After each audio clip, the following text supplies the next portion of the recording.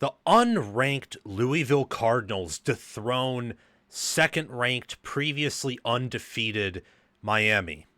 And the game really wasn't as close as the final score indicated. I would argue that Miami, to a certain degree, was actually lucky to be in this one as late as they were. They had that fumble recovery that set up their offense nicely for a touchdown, and that was their longest run of the day, was the Malachi Toney 12-yard touchdown run. They couldn't run the football all day, just like how I'm watching Minnesota and Nebraska right now. Nebraska can't run the football, and that was the story in both of these games. The team that won could run the football better. They could run the football consistently.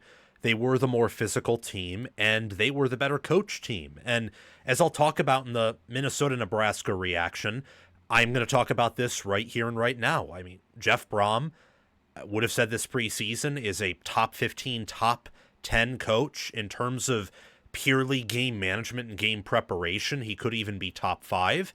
And Cristobal is, I think he's one of the better program managers and maybe even CEOs, but he is not a elite game day coach. People often mistake him for not being a big game coach like James Franklin, and that's not really true. Beating Notre Dame this year, he had some signature wins throughout his time in Miami that weren't really big games as in top 10 wins, but beating an A&M team last year and a Florida team, or 2 years ago, and a Florida team last year that were assumed to be at Miami's level, I would say were big wins. And then down the road, they lost to some teams that they were big favorites over or assumed to be far better than according to the power ratings. And that's one of these games. Those are the Cristobal games where you beat Ohio State and you dominate them on the road in 2021, but then lose to Stanford. And then later on, you really get killed by a Utah team that in theory and on paper does not have the roster that you do. That's what this game was. This was, to Miami, what I would argue Utah and Kyle Whittingham were to Cristobal's Oregon team in that final 2021 season, where they beat him and crushed him 2 times. Because despite having a on-paper inferior roster, they have a much better coaching staff, and they are just as physical as Miami. So they were able to trade blows. They were able to punch back. And they controlled the lines of scrimmage. They showed their hand early, and they showed a variety of different formations, several with 2 quarterbacks or 3 quarterbacks, or where the running back was clearly in a position to be in a run play, or he was just there clearly as a extra pass protector against Ruben Bain Jr., Armando Blount, Wesley Besainth, Mohamed Toure, David Blay, Justin Scott, that really awesome, athletic, freakish Miami defensive front. Louisville, I think that first drive really was a trendsetter, if I'm being honest, where they went down the field and they scored and they faked the field goal and they were able to run the ball consistently, but they had a lot of trickeration, and they showed their hand early that we're here to win. We're not just here to compete. And despite being favored by 10.5 points, it was very evident, I would say, at halftime that Louisville was probably going to cover. And at some point in the game, Louisville gets a stop. They're up 24-13. It should be game over, and it's not, because Miami's defense comes through. They force a fumble. They get the recovery. And as I said at the beginning of the video, it sets them up nicely for a touchdown. And you can thank Zechariah Poyser for recovering that fumble, and Miami's defense for really, holding a Jeff Brohm offense when it's operating at peak efficiency. It has an A-plus game plan, and Miller Moss looks as good as he does. Isaac Brown looks as good as he does, and Chris Bell is, being as equally physical as he is fast and athletic. That's very impressive. This game is not on Miami's defense, as you could probably see from the takeaways when they were briefly flashing there. This game's not on Miami's defense. Both defenses played out of their minds, and you can see that in the fact that no team scored higher than the low 20s despite having around mid 300s in yardage. Louisville winning the turnover battle was key. They were in Beck's head. Beck had to carry the team on his back. It reminded me a lot of 2024 Carson Beck, and that's because Miami looked a lot, I would argue, like 2024 Georgia. Their receivers were clearly better, but the offensive line was a mess, and they couldn't run the football. And those things it had in common with 2024 Georgia. Miami was the more disciplined team, or Louisville was the more disciplined team. Again, they came in with a superior game plan. They slightly won the time of possession, won the total yards, lost the passing yards, but dominated on the ground with Isaac Brown, who, freshman All-American caliber player last year, had over 100 yards in this game. Also had 6 yards receiving through the air. Phenomenal game plan by Louisville, and their only loss of the year is an overtime loss to a Virginia team that is ranked. They beat Pitt on the road. They mostly crushed it in their non-conference games. Louisville here, if you look on the schedule, they have a path to go 11-1, 10-2. They have a path to be in the ACC championship game, to be in the college football playoff, and that's pretty incredible. They were in that spot in theory. In practice, they would have never made it in 2023, but when they entered the ACC championship game with a 10-2 record, and if not for losing to Kentucky, it would have been an 11-1 record. In theory, had they beaten Kentucky, they could have been in the picture, but they never were going to, with how Washington went 13-0, Michigan went 13-0, Alabama at 12-1, same with Texas at 12-1, had stronger resumes. The fact Brohm has been in the playoff picture consistently, has been talked about as an elite coach, and look, has a winning record against Mario Cristobal. 2-1 record, 2-0 in Hard Rock Stadium, and last year they lose to one of the best Miami offenses in school history, where Cam Ward and Damian Martinez and those electric receivers that Miami had last year, they really take that game away, even with Louisville eating offensively. This was more of a defensive game compared to what last year's game showed us.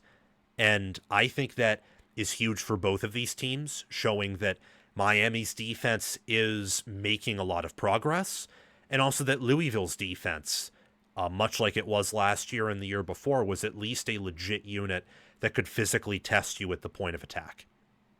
And indeed, they did.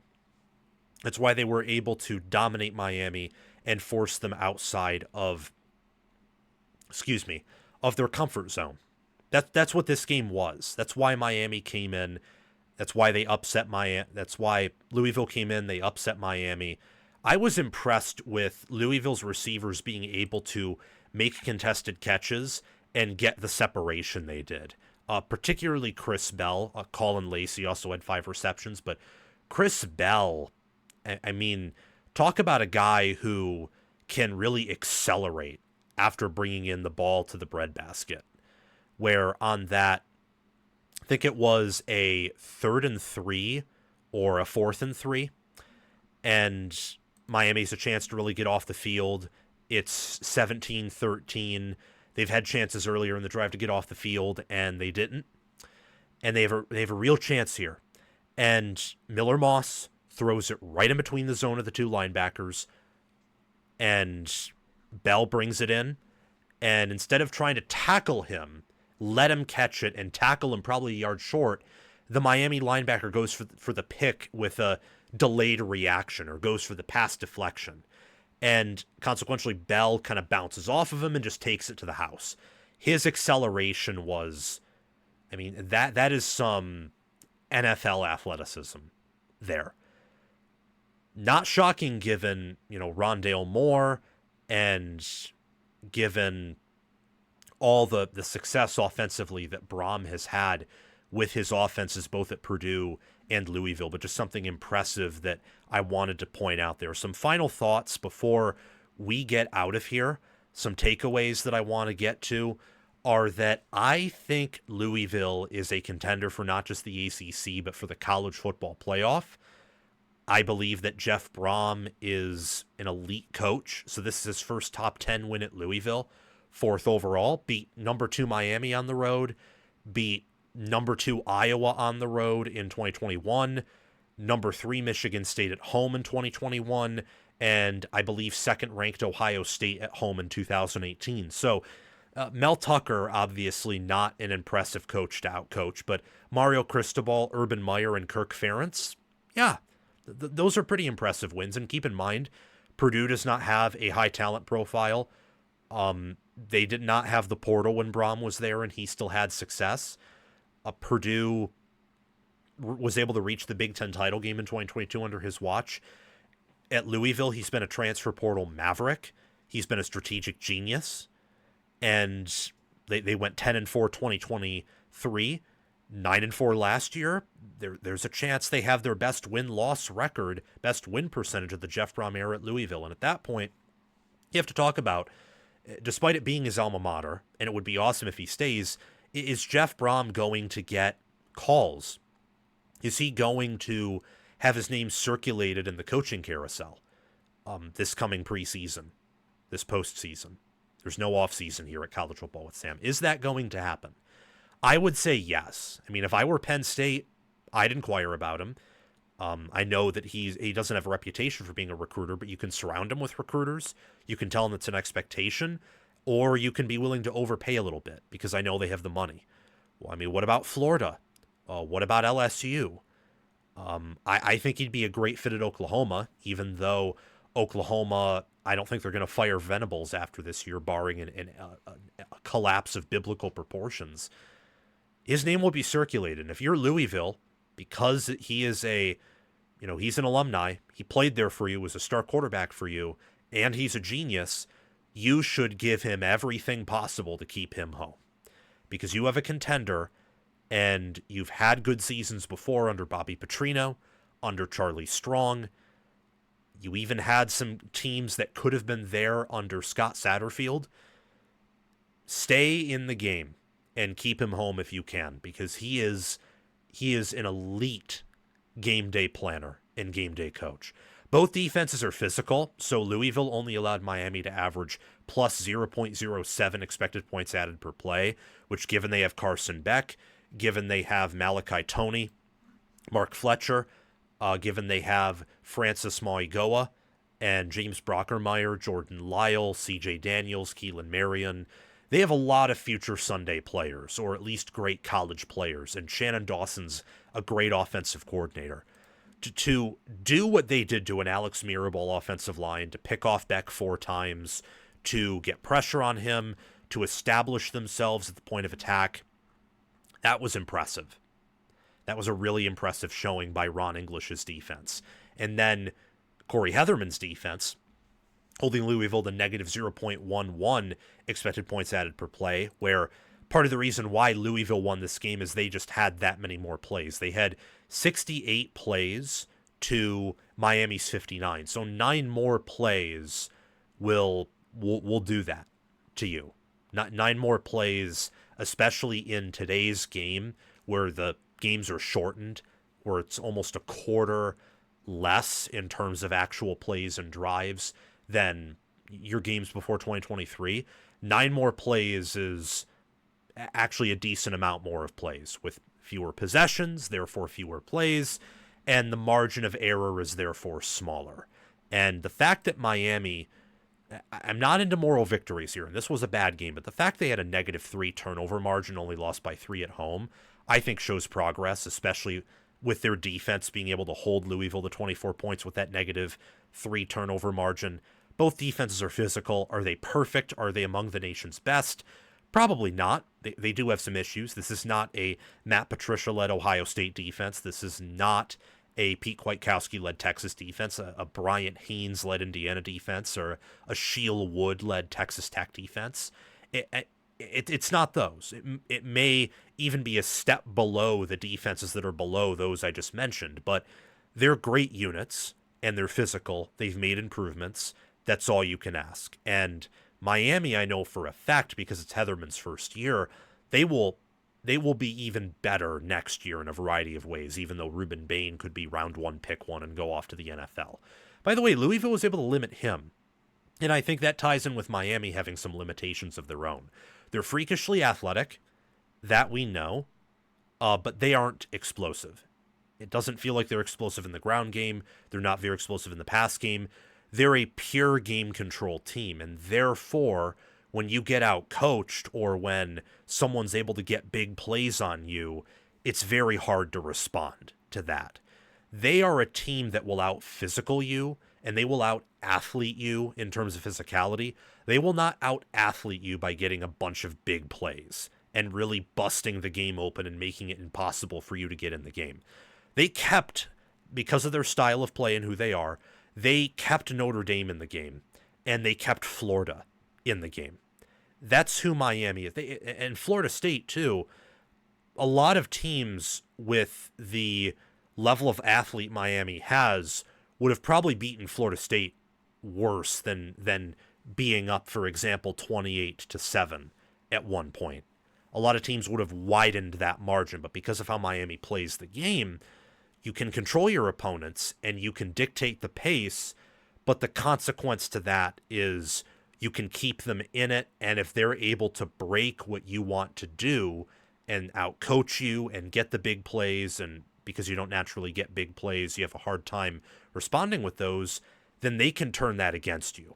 And that's what Louisville did. So Miami has to figure out their ground attack. It isn't as explosive or as good as it was last year. I know they love to run in between the tackles, so you're not going to get a lot of off-tackle stretch runs. With this team, you're just not going to. But with the talent they have, they should be better than 2.6 yards per carry, especially when that's sack adjusted. Sack adjusted, they only gave up 2.6 yards per carry, and for their running backs, it was less than that. So Miami has work to do. Louisville isn't a perfect team, but I'm not going to say they have work to do when they're playing to their talent ceiling. At least they did in this game. Great win for Jeff Brohm.